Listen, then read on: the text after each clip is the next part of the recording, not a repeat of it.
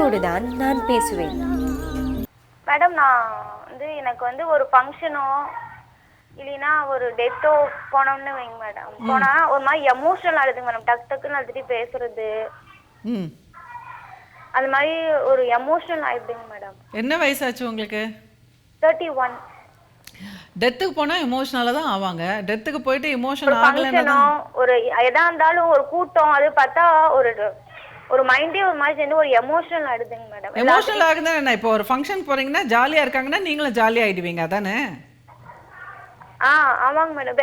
யாராச்சும் அவங்க பேசல அப்படின்னா கூட அந்த மாதிரி போய் அவங்ககிட்ட போய் பேசுறது அந்த மாதிரி. அதாவது இப்போ ஒரு சாவு வீட்டுக்கு போறீங்க, அங்க உங்களை யாருமே கண்டுக்கலன்னா உங்களுக்கு அழுக வந்துருமா? அந்த மாதிரிங்க மேடம். அப்புறம் ஃபங்க்ஷனுக்கு போறீங்க, அங்க உங்ககிட்ட யாருமே பேசல அப்படின்னாக்கா உங்களுக்கு அழுக வந்துருமா? அந்த மாதிரி ஃபங்க்ஷனுக்கு போனா அழுக வராது. ஏதாச்சும் ஒன் டைம் தான் அவங்க எங்காச்சும் பார்த்து பேசியிருப்போம். ஃபங்க்ஷனுக்கு போனா அவங்க பாட்டுக்கு என்னை பார்த்தாலும் அவங்க பாட்டுக்கு போவாங்க. அது மாதிரி எத்தனை பேர் போய் அவங்கள பேசுறது அது மாதிரி எத்தனை பேர் போயிருக்காங்கம்மா? யாரோ ஒருத்தர் பண்ணியிருக்காங்க, நீங்க அதை பெருசா மனசுல போட்டு கவலைப்படுறீங்க. எத்தனை பேர் உங்களை பார்த்து எல்லாரும் பாத்தீங்கன்னா கேஷுவலா அவங்க க்ளோஸா இருக்க மட்டும் அவங்க பாட்டுக்கு பேசிட்டு இருப்பாங்க. ஆனா நான் மட்டும் பார்த்தவங்களை எல்லாம் என்னை பாக்குறவங்களா பார்த்து சிரிச்சுக்கிட்டு அந்த மாதிரி நான் உட்காந்துட்டு இருப்பேன். அது மாதிரி ஒரு மாதிரி பிஹேவியரே டிஃப்ரெண்டா இருக்குங்க. என்ன வயசாச்சு உங்களுக்கு? 31. 31. இப்போ எல்லாருக்குமே ஒரு ஃபங்க்ஷன் வைக்கிறோம் அப்படின்னா எல்லாத்துக்கும் திருப்பி அதே அத்தை, அதே மாமா, அதே சித்தப்பா, அதே பெரியப்பா அவங்களே தானம்மா திருப்பி எல்லாருக்குமே அதே தானம்மா. இப்போ எனக்கு ஏன் நான் சிரிக்கிறேன்னா, போன வாரம் தான் ஒருத்தவங்க வந்தாங்க. அவங்க ரொம்ப அழுதாங்க தேம்பி. அவங்களுக்கு 40 வருஷமாக என்னவோ திருமண வாழ்க்கை. அவங்களுக்கு ஆரம்பத்துலேருந்து அவங்களோட மச்சினர் நாத்தனார் அந்த ஒரு கும்பல், அவங்க சொன்னது அந்த கூட்டம். ஸோ அவங்கள ஆரம்பத்துலேருந்தே பிடிக்காது. ஆனால் எப்போ ஃபங்க்ஷன் வச்சாலும் அவங்க எல்லாரும் வந்துடுவாங்க. ஸோ திருப்பி இவங்களே திருப்பி அது மாதிரி இல்லை, எல்லாருக்குமே அதுதான் நான் சொல்கிறேன். இப்போ உறவுகள் எப்படி புதுசாக வர முடியும்? அப்படி இல்ல. அப்படி என்ன சொல்றதுன்னு தெரியல. இப்ப எங்க ஹஸ்பண்ட் என்ன சொல்றாரு, உனக்கு இந்த வெளி உலகத்துக்கே நீ பழகல, மெச்சூரிட்டி இல்லாம இருக்கா அப்படின்னு சொல்றாரு. வெளி உலகத்துல போய் என்ன பழகணுமா? நீங்க என்ன ஹவுஸ் ஒய்ஃபா? House wife. சரி, என்ன படிச்சிருக்கீங்க? நான் எம்எஸ்சி படிச்சிருக்கேன். சரி, உங்க வீட்டுக்காரர் என்ன வேலை செய்யறாரு? அவர் என்ன படிச்சிருக்காரு? ஒரு ஐடி கம்பெனில இருக்காரு. சரி, இப்போ உங்களுக்கு குழந்தை இருக்கா? ஒரு பையன் ஒரு பொண்ணு இருக்கு. என்ன படிக்கிறாங்க அவங்க? பையன் 3rd, பொண்ணு இப்ப எல்கேஜி ஜூன்ல போறா. சரி, இப்போ டெய்லி உங்களுக்கு ஒரு நாளோட வேலை என்ன? எத்தனை மணிக்கு எந்திரிக்கீங்க? என்னென்ன வேலை செய்வீங்க? காலையில 6 o'clock எந்திரிப்பேன். எந்திரிச்சு அத குக்கிங் பண்ணுவாங்க மேடம். ஏதாவது வீட்ல சர்வன்ட்லாம் இல்ல. சரி, எல்லா வரைக்கும் நான் பண்ணுவேன். சரி, 12 வரைக்கும் சரியா இருக்கும். குழந்தைங்க குளிச்சு அவங்களுக்கு குளிக்க வச்சுட்டு சாப்பாடு கொடுத்துட்டு. உங்க வீட்டுக்காரர் எத்தனை மணிக்கு போயிடுவாரு? சார் அவரு 9:30 to 10 கிளம்பிட்டு அவர் வரைக்கும் 10 ஆகும். அவர் வீட்ல என்னென்ன வேலை உங்களுக்கு கூட ஹெல்ப் பண்ணுவாரு? அவரு கிளம்புறதுக்குள்ளார பசங்களை குளிக்க வைப்பாரு. ஸ்கூல்னா அவரே குளிக்க வச்சுக்கிறது பசங்களை, அந்த மாதிரி அவர் ஒர்க் பார்த்துருவாரு. நான் குக்கிங் மட்டும் பண்ணுவேன். சரி, ட்ரெஸ் அயன் பண்ணுவாரு, அந்த மாதிரி ஒர்க் எல்லாம் பண்ணுவாரு. சரி, அவரும் கொஞ்சம் ஹெல்ப் எல்லாம் பண்ணுவாரு உங்களுக்கு? அது சப்போர்ட் எல்லாம் ஃபுல் சப்போர்ட் பண்ணுவாரு. சரி, அப்ப நீங்க ஹாப்பியா தானே இருக்கீங்க வீட்ல? உங்களுக்கு வேலை தான் சரியா இருக்கே. சரி, அப்ப எங்க பிரச்சனை வருதுன்னா, இப்ப ரொம்ப சில பேர் மெச்சூரிட்டியா பேசுவாங்க. எனக்கு அப்படி கிடையாது. ஒரே மேட்டரவே பேசிட்டு எல்லாரும் மெச்சூரிட்டியா பேசுவாங்க. உங்களுக்கு ஒண்ணுமே விஷயம் தெரியல, மெச்சூரிட்டி இல்ல அப்படின்னு நான் சொல்ல வரேன். சரி, ஓகே, அது உங்களுக்கு இல்ல அப்படின்னாக்கா இப்ப என்ன? இப்ப உங்களுக்கு நீங்க டிவி பாப்பீங்களா? பாப்பேன் மேடம். என்ன மாதிரி நிகழ்ச்சிகள்லாம் பாப்பீங்க? பார்க்க மாட்டேன். மியூசிக் சேனல் ரொம்ப பிடிக்கும். சரி, அந்த மாதிரி சாங்ஸ்லாம் நிறைய பாப்பேன். சாங்ஸ் எல்லாம் கேட்டு என்ன பண்ண போறீங்க? அதாவது நிறைய பேர் தமிழ்நாட்டுல இன்னைக்கு இந்த டிக்டாக் மியூசிக்கல் எல்லாம் பார்த்தீங்கன்னா பெண்கள் சினிமா தான் உலகம்னே வாழுறாங்க. சரி, ஓகே, சந்தோஷமா இருந்தா ஓகே. இப்போ சினிமா பாடல்கள் நம்ம கேட்டு ரசிக்கலாம், என்ஜாய் பண்ணலாம். ஓகே, மற்றபடி அதில் நம்ம ஒன்றுமே கான்ட்ரிபியூட் பண்ணுறதுக்கு ஒன்றும் இல்லையே. சப்போஸ் நம்மளுக்கு ஒரு மொழி திறன் இருந்ததுன்னா, இப்போ நீங்கள் ஒரு கவிதை கேட்குறீங்கன்னா அப்போ அந்த கவிதையை மட்டும் சொற்களை கேட்டு அதை நாமளும் அதுக்கேற்ற மாதிரி சில கவிதைகள் எழுத முடிஞ்சதுன்னா அப்போ உங்களுக்கு அது ஒரு சாட்டிஸ்ஃபேக்ஷன் இருக்கும். ஓகே, அதை வெளிப்படுத்துறதுக்கான தளமும் வேணும். இப்போ சில பேர் இந்த ஃபேஸ்புக்கு அந்த மாதிரி சில இடத்துல அவங்க கதைகள் எழுதுவாங்க, கவிதைகள் எழுதுவாங்க, அவங்க குடும்பம் எப்படி நடத்துகிறாங்கன்னு ஃபோட்டோ போட்டுப்பாங்க, ஒரு 10 பேர் பாராட்டுவாங்க, அவங்களுக்கு ரொம்ப திருப்தியாக இருக்குது. இது வந்து ப்ராக்டிக்கலாக நான் பார்க்குறேன். நான் இன்றைக்கி நிறைய பேருக்கு பாராட்டுதல் வேண்டும்னு நினைக்கிற பெண்கள் பல பேர் வந்து இந்த மாதிரி சோஷியல் மீடியாவில் அவங்களோட திறமைகளை கொஞ்சம் கொஞ்சமாக வளர்த்து அவங்க வந்து நல்ல ஒரு விதத்தில் வாழ்கிறாங்க. நல்லா அவங்களோட பிடிச்சமான விஷயங்களை வந்து முடிந்த அளவுக்கு ஹாபீஸாக வச்சுக்கிட்டு வாழுறாங்க. ஸோ ஒன்று அது மாதிரி செய்யலாம். அடுத்தது வந்து உங்களுக்கு ஒரு விஷயமே தெரியல அப்படின்னா ஃபஸ்ட்டு அது என்ன விஷயம் தெரிஞ்சுக்கணும். அரசியல் பற்றி தெரிஞ்சுக்கணுமா? Right, okay. அரசியல் பற்றி பெண்கள் தெரிஞ்சுக்கணும். அதுக்கு நம்ம என்ன பண்ணணும்? நிறைய செய்திகள்லாம் பார்க்கணும்.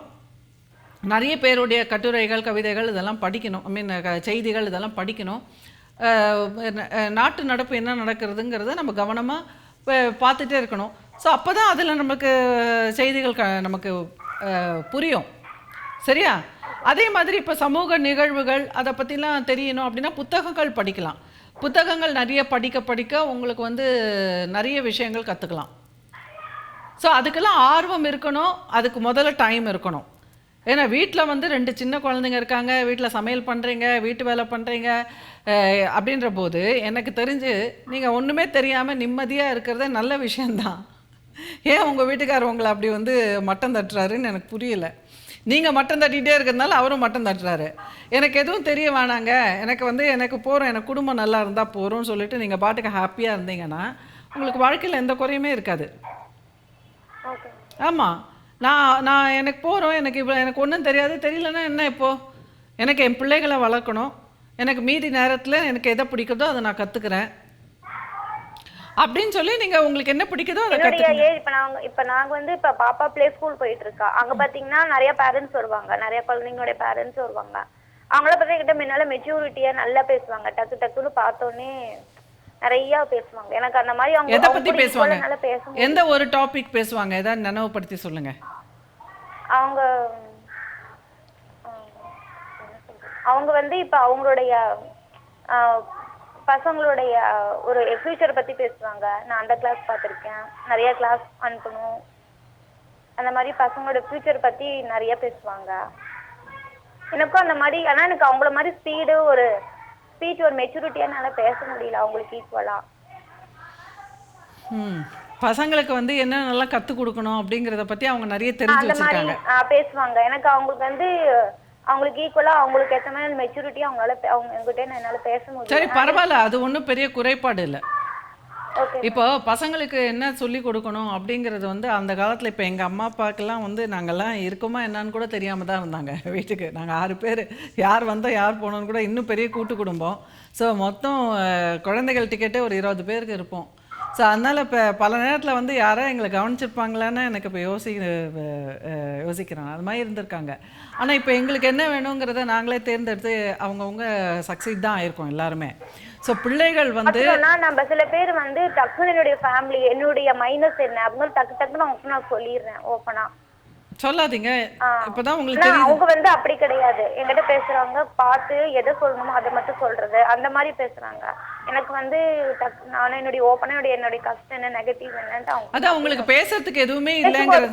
உங்ககிட்ட பேச கூட எனக்கு எமோஷன் ஆகுது, ஒரு மாதிரி கண்ணுல இருந்து தண்ணி வந்துட்டு இருக்கு. அதாவது உங்களுக்கு பேசு பொருள் நிறைய ஆகுது. அதான் பேசு பொருள் வேற எதுவுமே இல்லை அப்படின்ற போது உங்களையே பேசு பொருளா ஆக்கிடுறீங்க. அதான். ஸோ உங்களுக்கு யாரை பற்றியும் பேச தெரியலன்ற போது உங்களோட வாழ்க்கையை பற்றியே நான் என்ன பண்ணேன் தெரியுமா, நான் இதை பண்ணேன். அதான். ஸோ இப்போ ரொம்ப சிம்பிள்.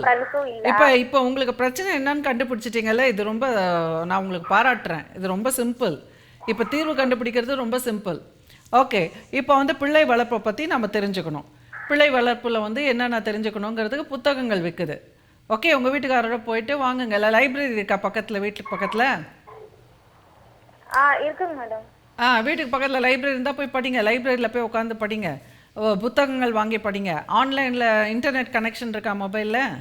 இருக்குங்க மேடம். அப்போ போய் கூகுள் பண்ணி படிங்க, பிள்ளை வளர்ப்பு பற்றி படிங்க. ஸோ அப்போ நிறைய உங்களுக்கும் தெரியும். அப்படியே சந்தேகங்கள் வரும். நிறைய நிகழ்ச்சிகள் பாருங்கள். நிறைய நிகழ்ச்சிகள் சிறகடிக்கும் மனசுலலாம் நான் நிறைய டிப்ஸ் கொடுத்துருக்கேன் பிள்ளைகள் வளர்ப்பதை பற்றி. அது மாதிரி நிறைய பேர் கொடுத்துருக்காங்க. நான் வந்து இப்போ பார்த்தீங்கன்னா உங்ககிட்ட பேச எமோஷனல் ஆகுதுன்னு சொன்னேன். ஒரு மாதிரி கண்ணில் வந்து தண்ணி வருது, ஒரு மாதிரி எமோஷன் ஆகிடுது. நீங்கள் ரொம்ப இன்ஃபீரியாரிட்டி காம்ப்ளெக்ஸ் வச்சுக்கிறீங்க. அதான் உங்களுக்கு ஒன்றுமே தெரியலன்ட்டு நீங்கள் ரொம்ப மட்டம் தட்டிகிட்டே இருக்கீங்க. ஸோ எல்லாருக்குமே அப்படிதான் எல்லாமே எல்லாரும் தெரிஞ்சிடாது. நம்ம வளர வளர தான் எல்லாமே அனுபவம் தான்மா. வாழ்க்கையே அனுபவம் தான். வாழ்க்கையே ஒவ்வொரு விஷயமா செஞ்சு செஞ்சு நம்ம கற்றுக்கிறது தான்.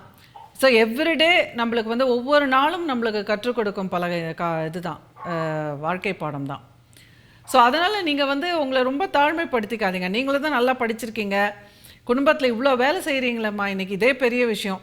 ஆக்சுவலாக உங்ககிட்டேருந்து நிறைய பெண்கள் கற்றுக்கணும். இப்போ இவ்வளோ நேரம் பேசுனீங்கல்ல, இப்போ நிறைய பேர் உங்களை பாராட்டிகிட்டு இருப்பாங்க. ஐயோ இந்த அம்மா வந்து சமைக்கிறேங்கிறது, வீட்டு வேலையெல்லாம் செய்கிறேங்கிறது, பிள்ளைகளெல்லாம் குளிச்சு ரெடி பண்ணுறேங்கிறது, நம்ம இதெல்லாம் எதுவுமே செய்கிறது இல்லையேன்னு நிறைய பேர் இப்போ உட்காந்து யோசிச்சுட்டு இருப்பாங்க. ஸோ நீங்கள் நிறைய விஷயம் தெரிஞ்சு தான் வச்சுருக்கீங்க. இதுதான் வேணும். ஒரு பெண்ணுக்கு வேறு என்ன தெரியணும்? ஒரு பெண்ணுக்கு வீட்டை வந்து எப்படி கவனிச்சுக்கணுன்றதான் முக்கியமாக தெரிஞ்சுக்கணும். மற்ற எல்லா விஷயமும் தெரிஞ்சுக்கிட்டு இதை கோட்டை விடுறவங்க எவ்வளோ பேர் இருக்காங்க தெரியுமா? ஸோ அதனால் நீங்கள் ஏன் உங்களை தாழ்மைப்படுத்திக்கிறீங்க?